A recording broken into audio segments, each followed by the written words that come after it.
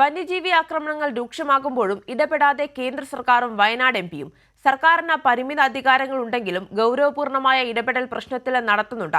വന്യമൃഗശല്യത്തിന് പ്രതിരോധത്തിന് സംസ്ഥാന സർക്കാർ സമർപ്പിച്ച 620 കോടി രൂപയുടെ പദ്ധതി കേന്ദ്ര സർക്കാർ നിരാകരിച്ചത് സംസ്ഥാനത്തിന് പ്രതിസന്ധിയാണ്. ഇതിനിടെ രാഹുൽ ഗാന്ധി എം പി രാവിലെ വയനാട്ടിലെത്തും.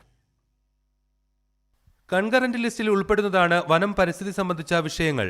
വന്യമൃഗശല്യ പ്രതിരോധം കേന്ദ്ര സർക്കാരിന്റെ കൂടി ബാധ്യതയാണ്. എന്നാൽ കേന്ദ്രം സംസ്ഥാനം സമർപ്പിച്ച പദ്ധതി തള്ളുകയാണുണ്ടായത്.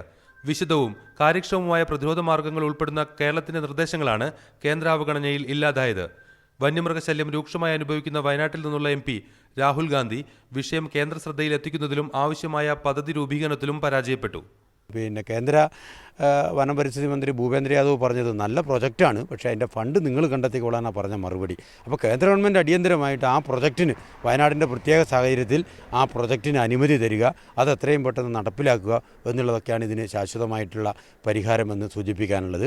അടിയന്തരമായി ചെയ്യേണ്ടത് ഈ ആളെ ഉപദ്രവിക്കുന്ന ജീവികളെ വെടിവെച്ച് കൊല്ലുന്നതിന് നമ്മൾ ഉത്തരവ് പുറപ്പെടുവിക്കുന്നതിന് സാധിക്കണം. മുഖ്യമന്ത്രിയുടെ അധ്യക്ഷതയിൽ ഉന്നതതല യോഗം ചേർന്ന് ജില്ലയിൽ കമാൻഡ് കൺട്രോൾ സെന്റർ ആരംഭിക്കുവാനും പ്രതിരോധ പ്രവർത്തനങ്ങൾ ശക്തമാക്കാനും തീരുമാനിച്ചിട്ടുണ്ട്. ജില്ലയിലെ ജനപ്രതിനിധികളുടെ യോഗം വിളിച്ച് സുപ്രധാന തീരുമാനങ്ങളും എടുത്തു.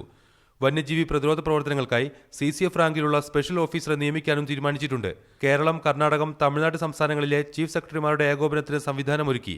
നഷ്ടപരിഹാരത്തിനായി 11.5 കോടി രൂപ അനുവദിച്ചു. കൂടുതൽ RRT സംഘങ്ങളെ വനയോര പ്രദേശങ്ങളിൽ നൽകി. ഈ വിധത്തിൽ സർക്കാർ വന്യമൃഗ ആക്രമണങ്ങളെ പ്രതിരോധിക്കുന്നതിനും ജനങ്ങൾക്കൊപ്പം നിൽക്കാനും ശ്രമിക്കുന്നുണ്ട്. എന്നാൽ തികഞ്ഞ കേന്ദ്രാവഗണന സംസ്ഥാന താൽപര്യങ്ങൾക്ക് വലിയ പ്രതിസന്ധി സൃഷ്ടിക്കുകയാണ്. കൈരളി ന്യൂസ്, വയനാട്.